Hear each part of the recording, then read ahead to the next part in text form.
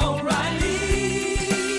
You need parts? O'Reilly Auto Parts has parts. Need them fast? We've got fast. No matter what you need, we have thousands of professional parts people doing their part to make sure you have it. Product availability. Just one part that makes O'Reilly stand apart. The professional parts people. O'Reilly Auto Parts. I'm sure a lot of you guys remember the old ceremonial hunting tradition of eating the heart out of the first animal you kill. Meat from those organs are among the most nutrient-rich foods on the planet. You can get those same benefits your ancestors craved via convenient daily capsules from Heart and Soil. Find out more at heartandsoil.co. And remember, use code MeatEater for 10% off your purchase. Welcome to the Wired to Hunt podcast, your home for deer hunting news, stories, and strategies. And now, your host, Mark Kenyon.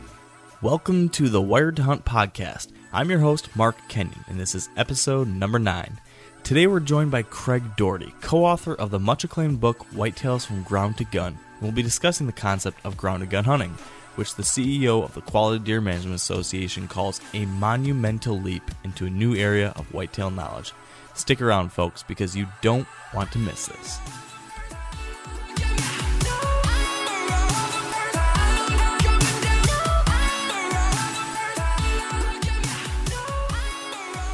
Now, before we get started here today, I want to quickly apologize in advance for a few audio issues in this upcoming interview due to a poor phone connection with our guest.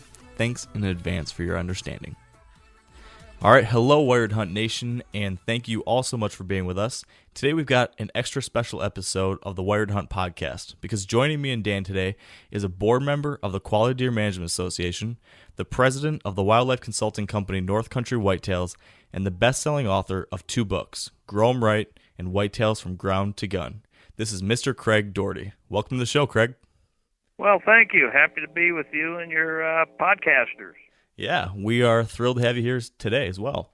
And, with that said, Craig, today we're hoping to chat about this concept of ground to gun hunting, which your newest book is really focused on.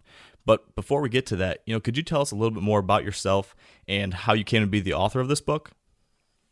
Well, Mark, I've been, of course, a lifetime hunter, like all of us, a lot of us, and I've put in a few years out there after deer, but basically I've been in the hunting industry for about 35 years, most of it in the archery industry, working as a senior executive with a number of companies, including Golden Eagle Archery and Bear Archery, kind of part of the ownership group of those companies, and I've served over the years on many boards within the hunting industry, National Bowhunter Education, Archery Trade Association, etc. So hunting is both my vocation and my avocation, and deer hunting is what I'm all about. And I raised a son in a similar tradition who wound up becoming a wildlife consultant, and we started North Country Whitetails together about 15 years, and now ago, and my son Neil that's all he does is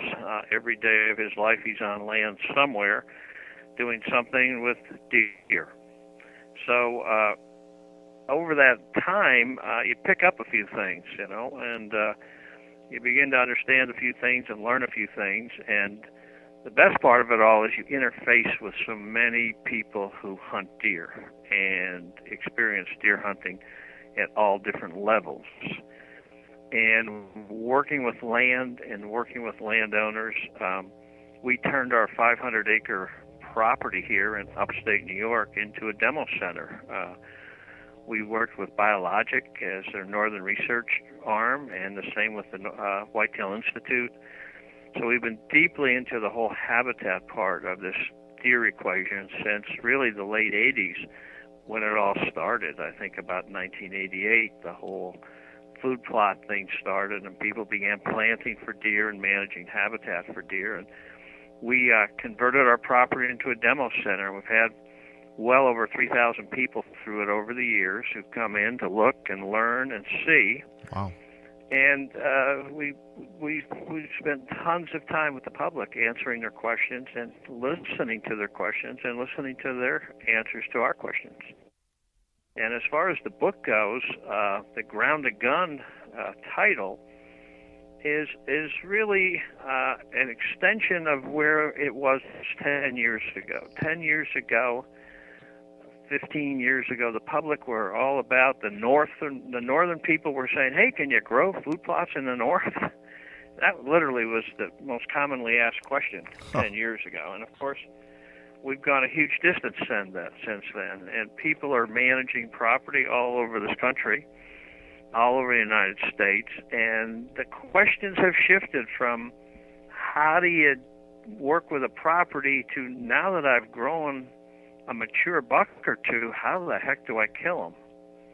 And this is what my son Neil spends virtually all of his time doing with clients, is helping them develop great hunting properties, but more so, how do I hunt it now that I've got some deer out here with some age on them? And the real operative question in today's deer world is, how do I kill a mature deer? Because more and more people are passing up young bucks.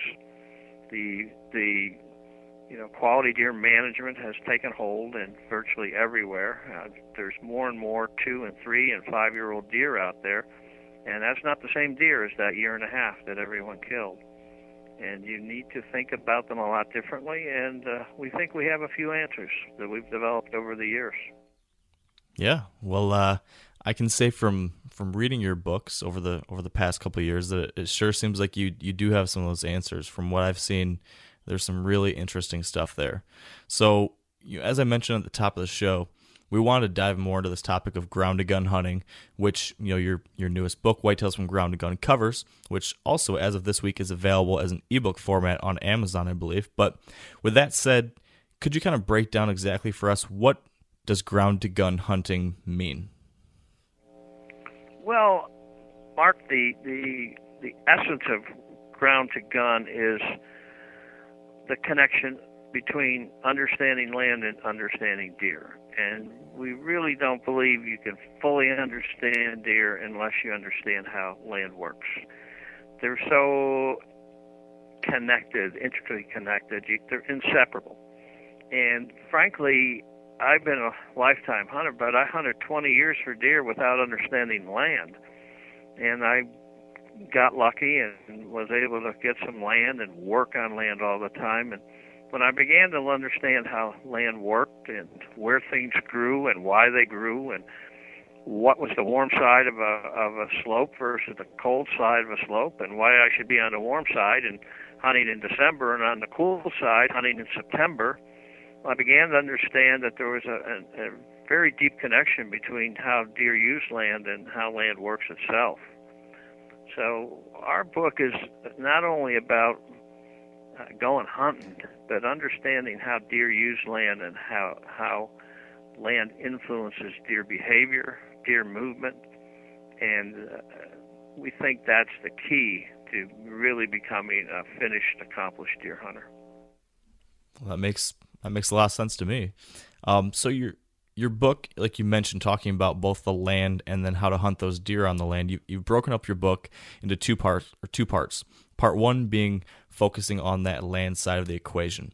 And, while going through those first couple chapters, some of the things that I found very interesting were the fact that you were looking at, what does a piece of hunting ground have to hold a mature deer, to be able to grow a mature deer, and to eventually be a good hunting property as well. So could you share with us a little bit about, what those aspects of a property are that will result in that great hunting property that we're all looking for? Well, Mark, we deal with land all the time. Basically, we work on people's properties, we work on our own property, and we look for properties for people to buy, and so we see a lot of ground. And basically, there's certain things we look for when we're going to put someone into a hunting property, and something that people would look for. And I'll be honest, I don't mean to have it come out the wrong way, but the wrong guy to get you a hunting property is a realtor. I happen to be a licensed real estate agent here in New York State, and it's not how I make my living, but I needed to do it because I was involved with some real estate deals over the years. But, realtors sell issues, they understand real estate through a concept called comparables. Every house in this block is somewhere between $200,000 and $230,000, give or take. And that's not the way hunting property is. We have a concept we refer to, I've written about, called huntable acres. Take 300 acres, for instance. You can see 300 acres, and 287 of them are all huntable. Any place on that 287 acres, you can rig a stand and kill a deer.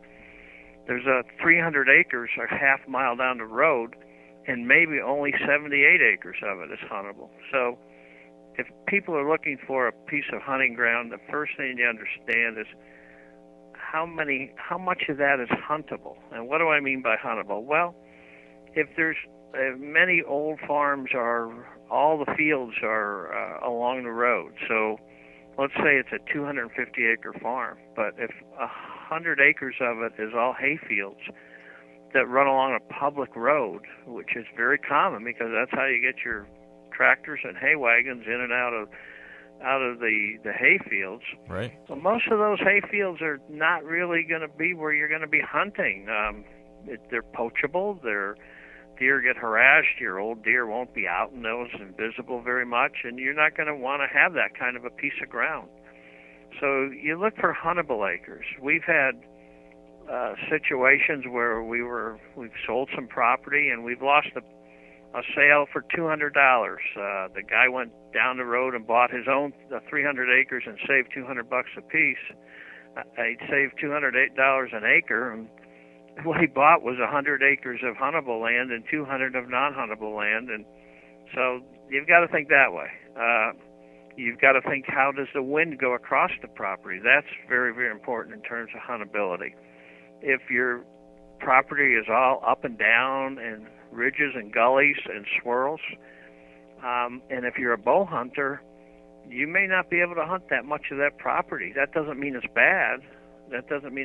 But you've got to think about whether the place you're buying is easy to hunt or not.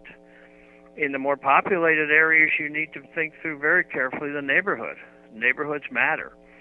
If you're going in and looking at a place and you're going to take a look at a property and the road that rings it is surrounded by junkyard dogs on chains, and there's a bunch of racks nailed to every garage, a year-and-a-half-old deer, and you pretty clear signal there that there's a lot of hunting going on in that neighborhood and not a lot of quality hunting. And you might want to do some background checking to see if the neighborhood you're moving into is going to be hunter-friendly or, the kind of hunting you want to do friendly. Some places are notorious for being poached, and like it or not, that's a reality, and your time with that in that property can be holy hell if all you're spending your time doing is trying to run trespassers off of it. So there's a lot of factors that go into what makes a good deer hunting property, but huntable acres is important. Is it going to be easy to hunt? We don't worry a lot about the deer population. A lot of people get sucked into, wow, there's a lot of deer there. Well, as long as there's some deer there, you can make more deer by the way you hunt and what you do with the land. We worry a little bit more if they're overcrowded with deer and they've wiped out all the good habitat. But so numbers of deer, you've got to have a basis to begin with, but you can do a lot about that. But if you're in a neighborhood of 5 square miles and everybody there is an outlaw and everybody's a poacher, that's to be definitely avoided. The best thing you can see on the neighbor property as you go down the road would be a quality deer management sign on their trees where they say, we practice quality deer management. That's the neighborhood you want to be in, because they're not going to be poaching. They're not going to be doing all the stuff that's going to make your life hell as a landowner. Yeah, so this brings up a question that I often have kind of asked myself and have talked about with a number of people. What would you prefer, Craig? Would you rather have a subpar property in a great neighborhood, or a property that looks absolutely dynamite, has everything you could potentially want to be a great hunting property to hold deer, but you've got a neighborhood full of maybe not all outlaws, but some questionable practice people and different things like that? Would you rather have the great house or the great neighborhood? That's a tough question. Neither. Neither or both. They're both evils. Frankly, I guess I'd rather probably, I think a subpar property I would probably prefer in a great neighborhood, because I think the subpar will be more than compensated for by deer availability. And by subpar, I don't quite know much what you mean. Can you help me with that a little bit?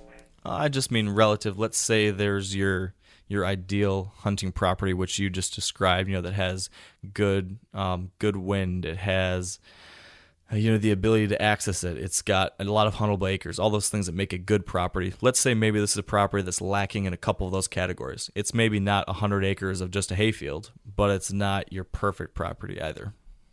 Yeah, well, that could be a deal breaker for me, simply because let's say we're dealing with 200 acres. If you're only buying 60 acres that are huntable, then you're wasting a lot of money, no matter what the neighborhood's like. So that could be it. There's no finite answer to that, Mark. It's going to be a trade-off either way. In some cases, if you have a bad neighborhood and some trespassing, that can be shut down, and we write about that in the book. People say, well, why do you write about that in the book? Because my son works with hundreds of landowners every year, and guess what? That's a very frequently asked question. How do I shut down this trespassing? What do I do? And there's ways to do that, and 90% of the time you're successful if that's the only issue. If they poach every buck that gets a rack on his head and starts to grow horns, antlers, that's another matter. That one might be such a severe issue that you'll never get any age on the deer in your neighborhood. And, gosh, that's a big deal breaker. Yeah. Well, like you said, it's there's no perfect answer to that question, but it's an interesting one to think about. I'm constantly bouncing around on that one myself, but it is. We've over the years developed a rating scale of properties because we deal with a lot of them, and I think we have about 8 criteria. And Neil actually scores properties before he advises a lot of people on purchases. And I'm not trying to sell people anything, but somebody's going to buy their kid a $3,000 go-to-school used car, transportation, and they have a mechanic come out and look under the hood to see if they're going to waste their money. And people go out and spend $500,000 on a property and don't even take the trouble to have somebody check it out beforehand. He does a lot of that in his consulting work, and frankly, it's the best, $1,000 you're ever going to spend to have somebody who knows what they're doing, look something over before you go ahead and plunk down $400,000 or so. Now, a lot of you guys are familiar with the old hunting tradition of eating, some organ, the heart or a chunk of liver, off the first animal you kill. I had that when I was a little kid, and it was a big deal. Organ meats were always prized by frontier people who knew the importance of getting a lot of different minerals and nutrients. And as often is the case, those guys were onto something, because organs are among the most nutrient-rich foods on the planet. And you can get the same benefits your ancestors craved via convenient daily capsules from Heart and Soil, made exclusively from regeneratively raised, grass-fed, and finished cattle. Heart and Soil's unique freeze-drying process means all those important nutrients are trapped in, ensuring you experience every one of the benefits of nature's superfood in a clean, convenient, taste-free capsule. Find out more at heartandsoil.co. And make sure to use code MeatEater for 10% off your purchase. That's heartandsoil.co. Use the code MeatEater. There's nothing like snook hook sets at dawn or catching a tarpon in the moonlight. Find your next fishing trip made easy on fishingbooker.com and experience the magic of the Sunshine State or any other destination on your fishing bucket list. Book a blue water adventure in search of sailfish or go snapper fishing with the kids. With over 6,000 captains and trips to choose from, planning your next one just got a whole lot easier. Download the Fishing Booker app on the Google Play or App Store, or visit them online at fishingbooker.com to book your trip today. Yeah, no, that makes a lot of sense. And if I remember correctly, you guys cover some of those criteria in the book as well. Is that correct?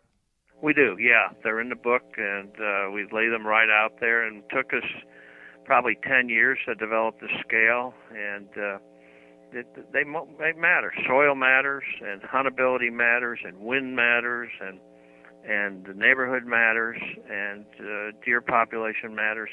But we have about 8 criteria, and we discuss them very thoroughly. Okay, interesting. Dan, you've been pretty quiet so far. I'm curious, what are your thoughts on all this? I'm just soaking this all in. He's giving out some great advice here for free, and I'll take free advice any day. Yeah. But you'll take free anything. Exactly. So my question is, okay, so we've found our perfect piece of property. We've purchased it.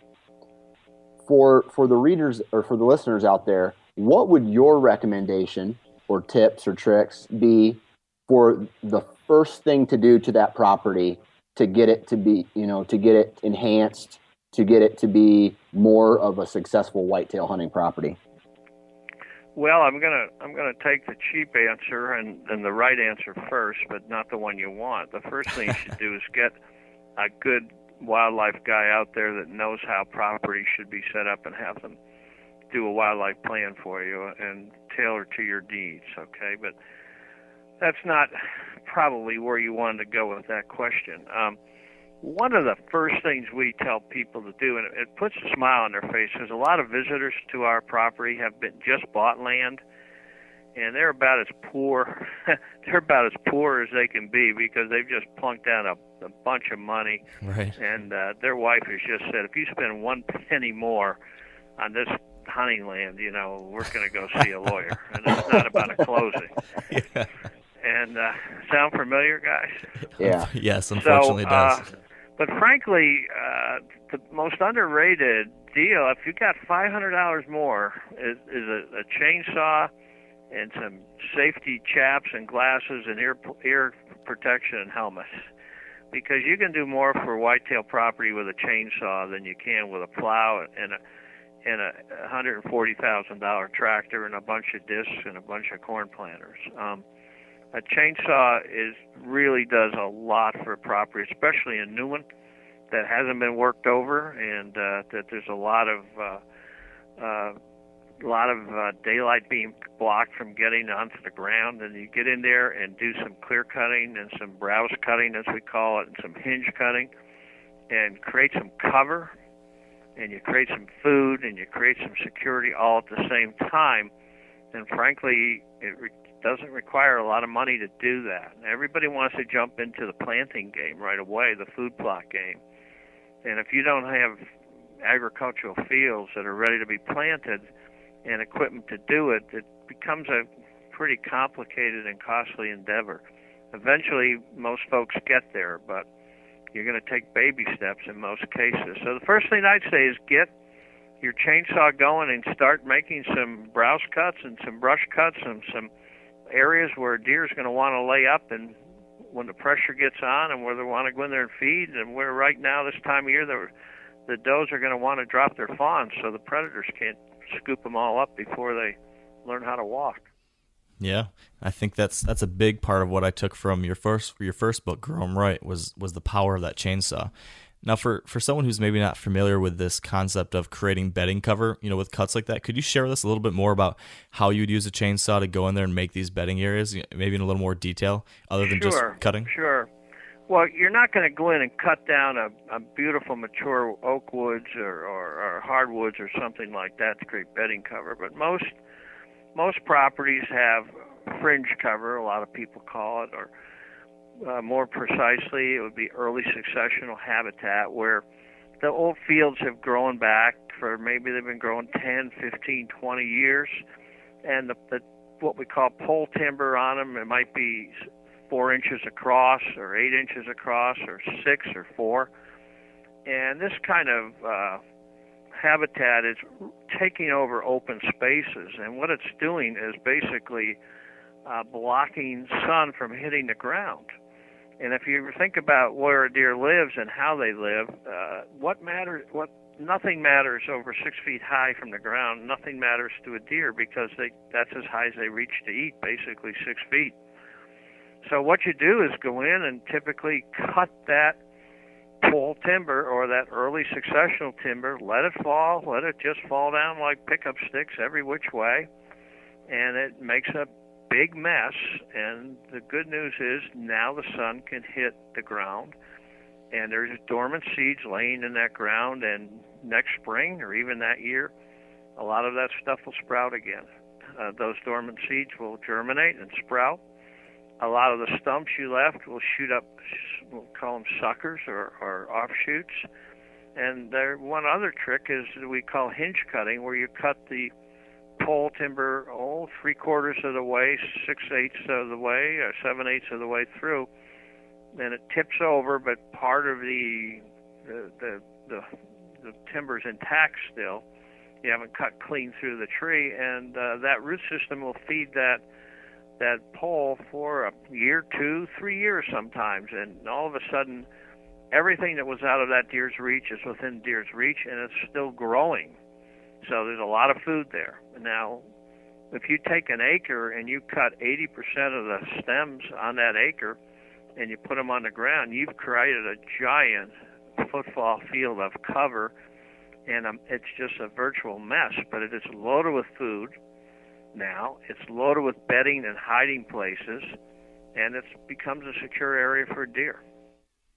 Yeah, I've had really good success with that too on some of my Michigan properties. It's incredible what you can do with just a few hours out there with a chainsaw. Like you said, there's food, there's bedding, and it really is. And again, Neil worked for both Biologic and the Whitetail Institute, so there's nobody knows more about food plots and planting green plots than Neil, and knows how to do it and believes in it. But there's a big return on working with natural habitat and natural vegetation, and it doesn't cost the same amount of money. The other thing is we've taken it kind of to a more efficient level. Not everybody can do this, but we call it crush your brush. When you have 3, 4, 5 inch round timber like that, we often lease a dozer and a dozer operator. You're not going to want to do this yourself because it's very dangerous. And you just drive over that stuff and knock it to the ground and let it tip over and let it go sideways in every which way. And you can do about 5 acres an hour.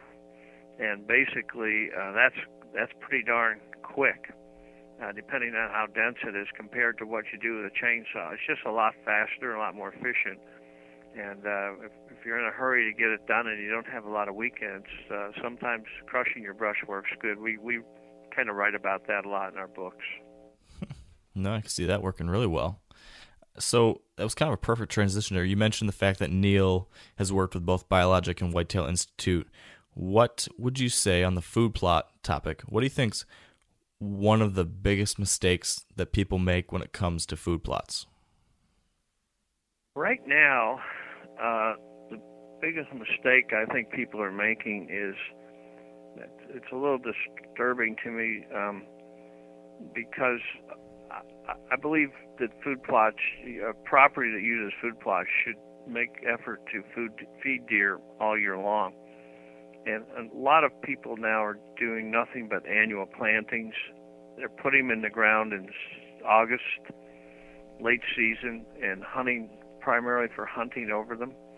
And that makes for good hunting, but I don't think it balances the other side of the equation enough, where you give something back to wildlife and you're willing to take the sacrifice that wildlife make and you hunt them. But I would like to see food plotters invest at least 60% of their property in annual plantings, where the minute things green up in the spring, like right now, and most places are very green now, we're just getting there.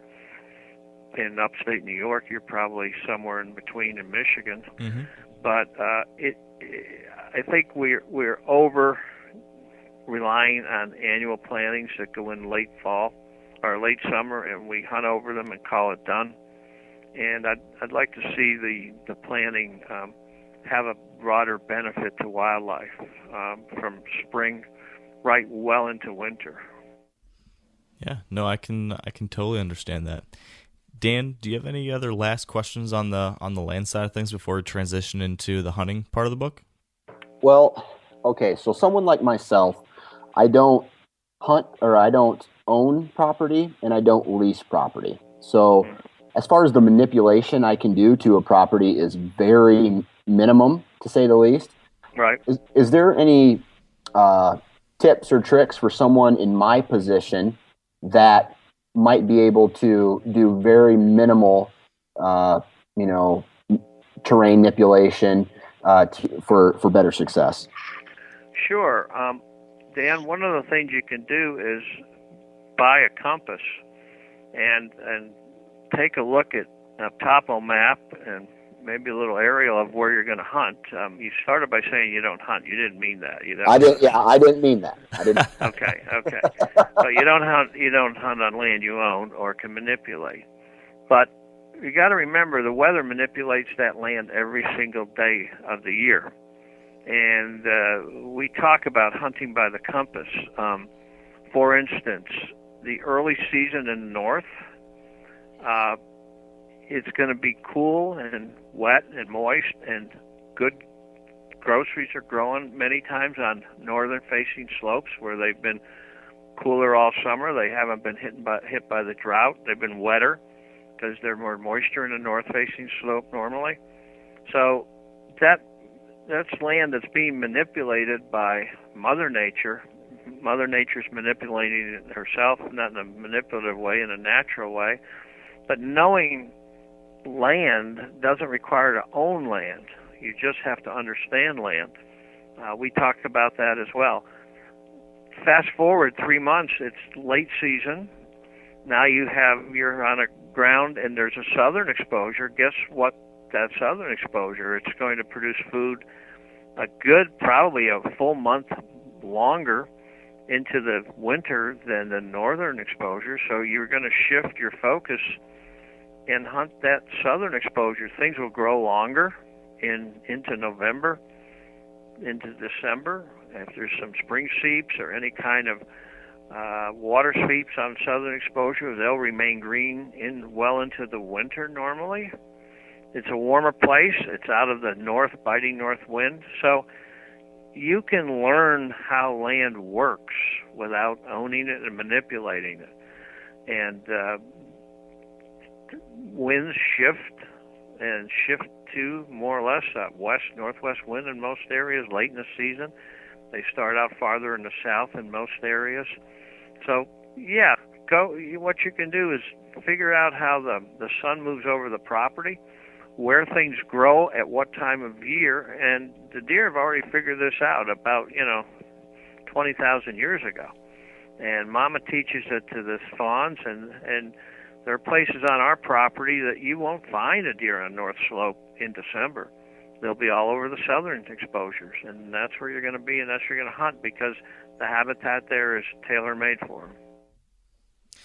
I love that idea of hunting by the compass. That's pretty interesting.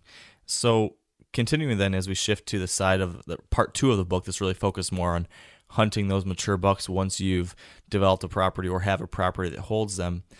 In the book, you mentioned the fact that you guys believe that mature bucks have unique personalities, and I really like this concept. Can you elaborate a little bit more about how you think these bucks have their own personalities, and then as hunters, how can we learn a buck's personality and then use that to our advantage? Well, I guess it's how do you know when you know? Why did we conclude that?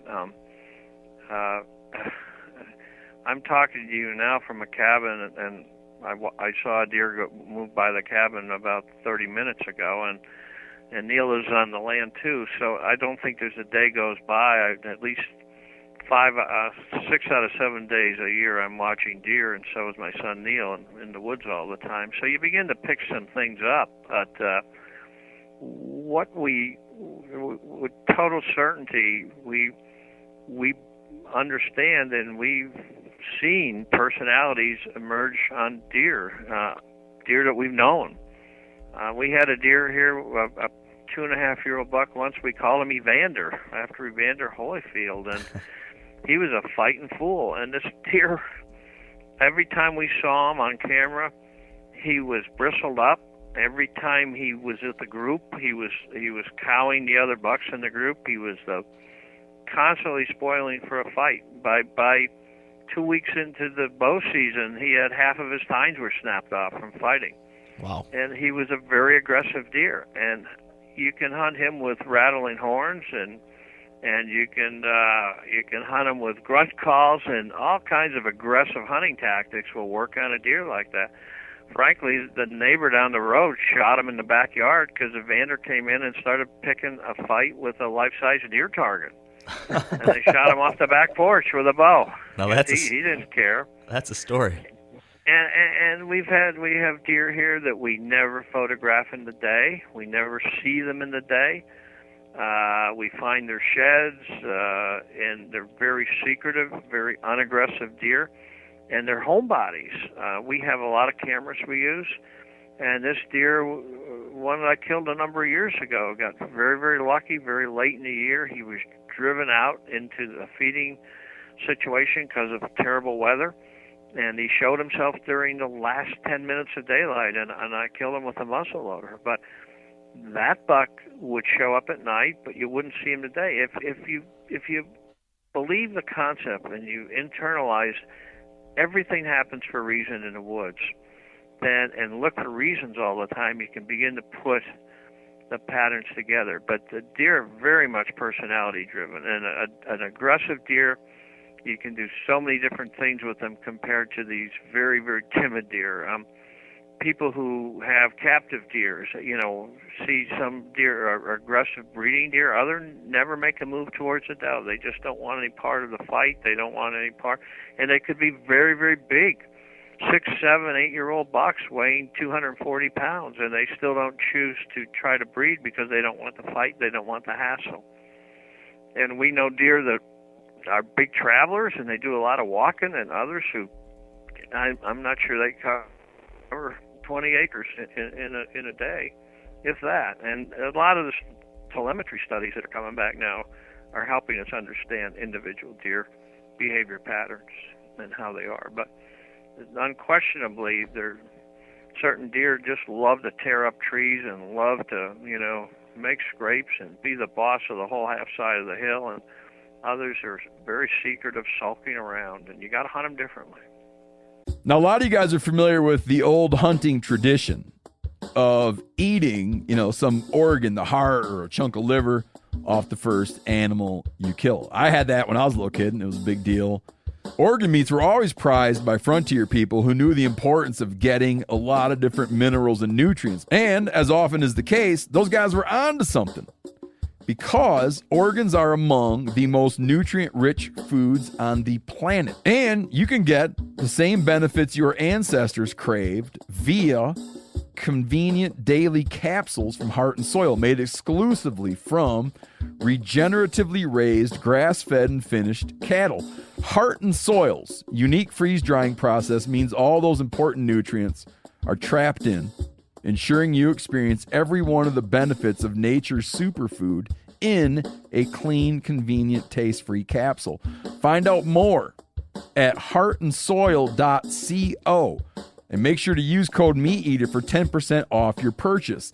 That's heartandsoil.co. Use the code MeatEater. There's nothing like snook hook sets at dawn or catching a tarpon in the moonlight. Find your next fishing trip made easy on fishingbooker.com and experience the magic of the Sunshine State or any other destination on your fishing bucket list. Book a blue water adventure in search of sailfish or go snapper fishing with the kids. With over 6,000 captains and trips to choose from, planning your next one just got a whole lot easier. Download the Fishing Booker app on the Google Play or App Store, or visit them online at fishingbooker.com to book your trip today.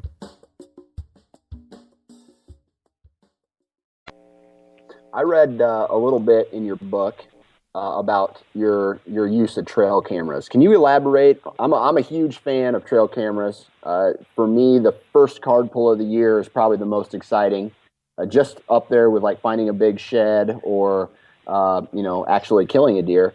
Could you tell us your strategy about how you use trail cameras?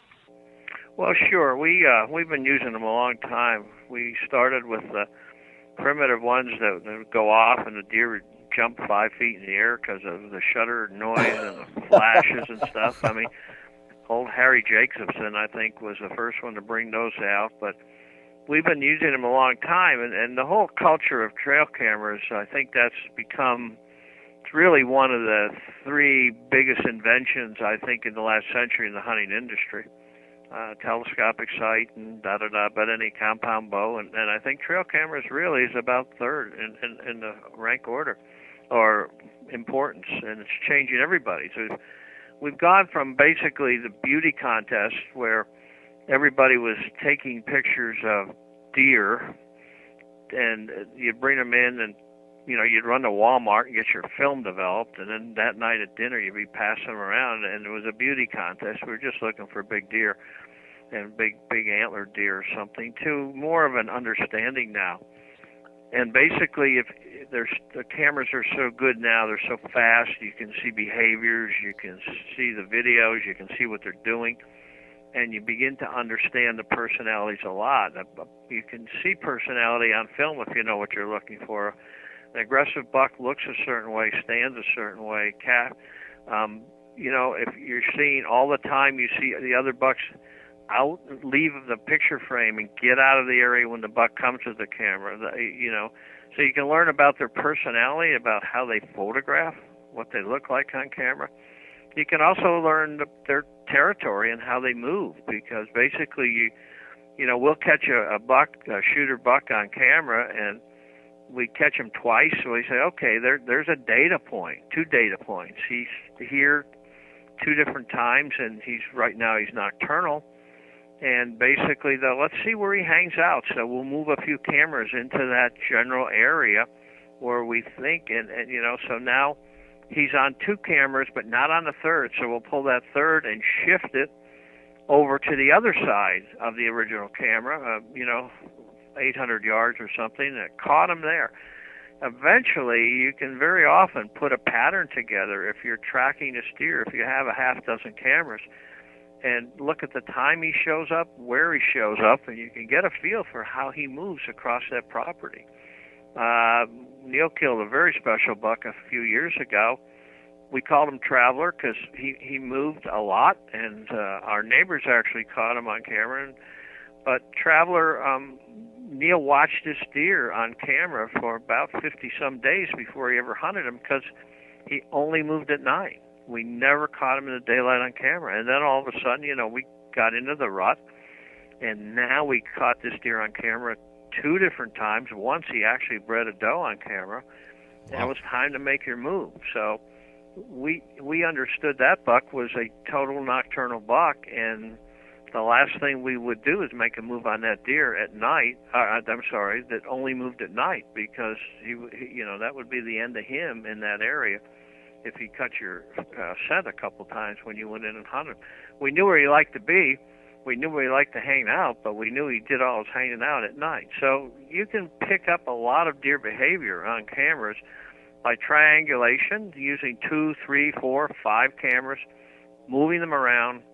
And if you're lucky enough to get these cameras now where you can get them come in on cell phone coverage, you don't have to be pulling film all the time and stinking up the woods when you run into these cameras. So you can do a lot with them as long as you're looking to understand deer behavior and get out of the beauty contest mode. You're looking to see a beautiful buck. That's great, but you can learn so much more. Yeah, no, they've totally changed the game, that's for sure. So 2 more questions on that topic.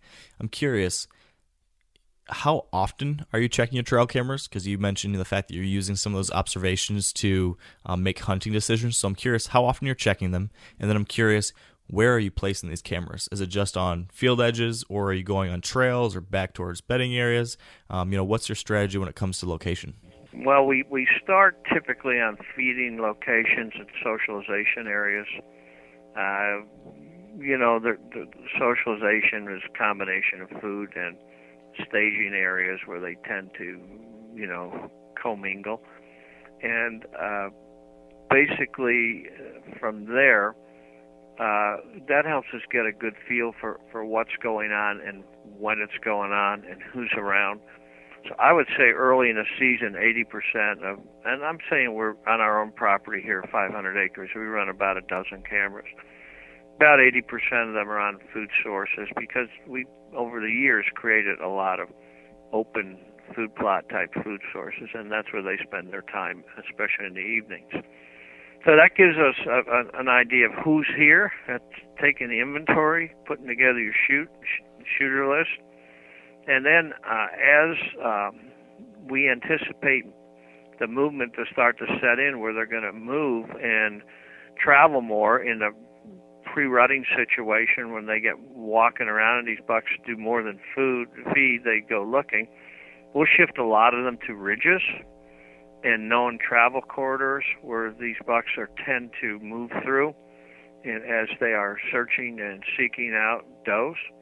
So we shift some of them then off of food sources and get them more into woods environments, ridge environments, and places like that. Because frankly, that guy isn't going to spend that you're after to kill that older deer is not going to be spending a lot of fall time on food plots. He'll spend it in the early season in the summer where he's eating heavy. But as soon as his focus shifts from fattening up to breeding, he's going to get on. He's going to move through those food plots, maybe never even touch them, because by then the pressure's building, the neighborhood pressure's building, the traffic on the back roads is building. He's aware. He's 5 years old. He knows there's stuff going on, so he's going to spend less and less time out there posing in the open. So we've got a lot of our cameras by then back off of food plots on areas where we have a very good feel he might want to cross, and we're just going to see, is he going this way or that way? Is he using this ridge or that ridge? That kind of scouting. And we check him about once a week, and then it would be definitely kind of a midday check. Hopefully we won't bump into him, but we know from using cameras that those deer will know you were there and cut your tracks 12, 16 hours after you've walked in the woods. They know they've come across you. So the cell phone cameras are terrific that way. I have another question. As far as, as hunters, we have to be able to learn from our mistakes and then make our next move based on failure. Over the years, and I take it you've been hunting a long time, what would you say is the biggest educational moment in your hunting career? Wow. I think that's a great question, and the biggest educational, it's been an era. It's really, my son is at such a level of mastery of perfect pitch for deer. It's just the time I spend with Neil and how he understands what deer do and why they do it. And I'll never get to that level. But just to give you the real direct answer, I was 14 years old and an 8-pointer, if you can believe that, in Pennsylvania, was working his way to me with a doe, and I'd been reading, and like so many young people, all of my education had come from reading Lenny Rue and other books about hunting and how to kill deer, and Lawrence Kohler's great classic book, Shots at Whitetails. And I somehow got it in my head that even if a leaf touched my bullet between me and that deer, I wouldn't hit him. And actually, I just overweighted on this beautiful buck to come, and at 14 yards, he turned it inside it out, and I missed him. And if you just have to answer that question honestly, which I'm trying to do, I learned at that moment that if you've got your shot and it's a good shot, you better get on that trigger and shoot him, or you're going to lose that animal. Right. So that's not a very good answer, but it is an honest answer, and I've always been a pretty quick shooter ever since. I don't over measure. I tend to shoot. I've learned that lesson the hard way before. Yeah. Okay, well, good. That's two of us then. And I kind of the same thing that certainly applies for the bow. If you've got that standing shot, if you tend to wait for a better one, you might wait till what broke the wagon. You may not get it. It doesn't come out very well in an interview, but frankly, that's an honest answer. Yeah, it's a good answer. Very true. Well, one more question then before we wrap things up here, as we're getting close on time. But towards the end of your book, Craig, you described 7 habits of highly effective deer hunters, and I thought that was pretty interesting. And I was curious if you could share maybe a couple, 2, 3 of those habits and elaborate a bit on them for us. Okay, well, I think if I could remember them pretty accurately, I guess. A highly successful deer hunter is going to be like a highly successful anything. And I've known a lot of them. Let me put it this way. I've hunted with some of the best hunters in our country, and some real power names of deer hunting and some real non-power names of deer hunters who were darn good too. And they're always in control of the situation. They go into a hunt. Some of these are what I call suitcase hunters. They travel lots of different places, see lots of different things, and frankly, a lot of them are camera hunters, and they have a week to get something done, and they have to get it done, and they're going to make a move real quick. They're going to have to learn what's going on very quickly, and if somebody's hosting them or guiding them, these very successful guys will take control of the situation within a day or two and change tactics, change what they're doing. But they're in control. They don't just take what the woods deals them. They're going to try to basically put things in their favor or stack the deck in their favor. So most successful hunters I know are either going to, find a good place to go, or they're going to basically, hunt under good conditions, or they're going to modify some habitat, or they're going to become the smartest guy, in the deer neighborhood or something to put the odds in their favor. And it's just like anyone in business or anything else. A successful hunter is going to understand deer, and he or she is going to understand how land and deer interact. That's huge, and they do. It's just, some guys are lucky. But it's really not a luck thing. It's a knowledge thing. And again, I forget, was it Lombardi, where preparation and luck come together, you have success. These guys prepare, and these people make a plan. A successful hunter will make a plan for sure. He was not just willy-nilly walk out there and sit down and hope. He'll have a reason for where he goes and why he went there. He'll have a strategy in mind, and when it's time, he'll make his move. I have to say, my son Neil is a classic example of that. He'll watch a deer with camera, with whatever it takes, normally camera because of the night thing, and he won't move on a nocturnal deer. But when that deer shows himself in the day, and all of a sudden he becomes a target, he'll pounce on that situation. And so a successful guy makes his move when the time is right, maybe like a great boxer, and all of a sudden he hits you with that right hook or right cross, and down you go. And that's another characteristic I see of good hunters. They wait, and then they pounce when it's right. That's awesome. I think those all hit home. They hit right at home, given all the different things we've already talked about today and a lot of the other things we've talked over the past couple episodes here on the Wired to Hunt podcast. And I think that's probably a perfect place for us to wrap things up here today, too. Now, as we mentioned at the beginning of the podcast, the book we've been discussing and the book that houses these, the 7 habits that you were just talking about, is Whitetails from Ground to Gun. And that's now also available as an ebook on Amazon for $9.99, I believe. And as I understand it, you're also offering a special bonus to anyone who buys that ebook this week, Craig. Can you share with us a little bit more about what that bonus is and how people can get that? Yeah, well, we basically put together kind of the best of North Country whitetails. As you mentioned, we wrote an earlier book, Grow 'em Right, which is kind of a Bible of property management. And we went back and looked at all of our speeches and stuff over the last 10 years and captured a lot of what we just call them pearls of wisdom and put them all together in one ebook, and we commented about them, why we said what we said, why it's that, and we put it together in a short, to the point collection of smart things that we may have said over the last 20 years that can help out a landowner or deer hunter.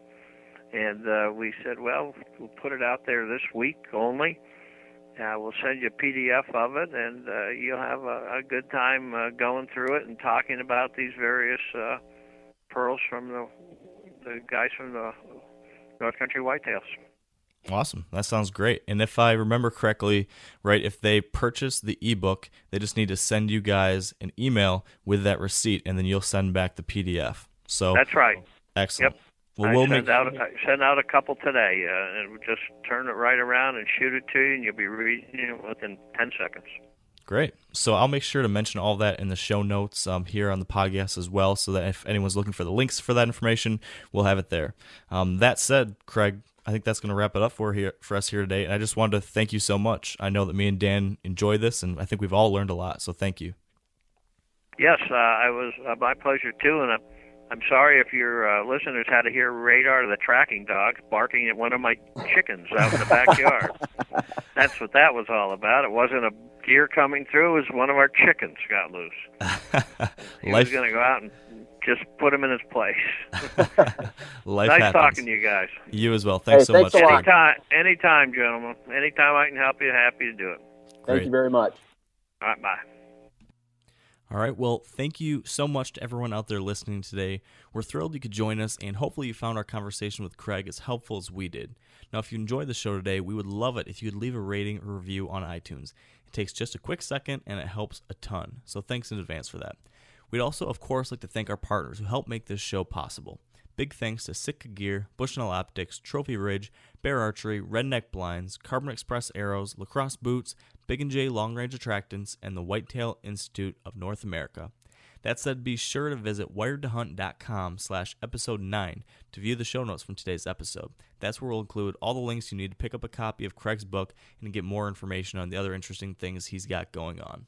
Also, if you're new, please head over to wiredtohunt.com to sign up for our Whitetail Fix newsletter to get updates on what's new and interesting on the blog. That said, thanks again, Wired Hunt Nation, and until next time, have a great week and stay wired to hunt.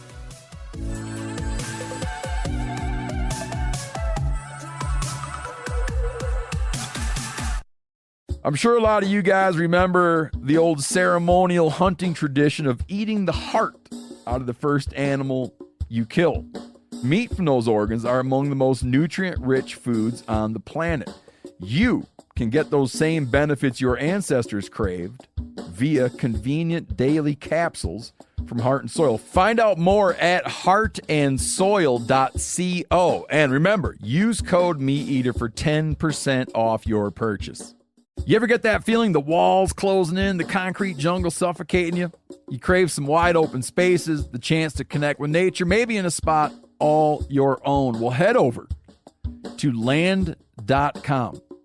They've got ranches, forests, mountains, streams, you name it. Search by acreage. You can search by location. You can search by the kind of hunting and fishing you're dreaming of. Land.com. It is where the adventure begins.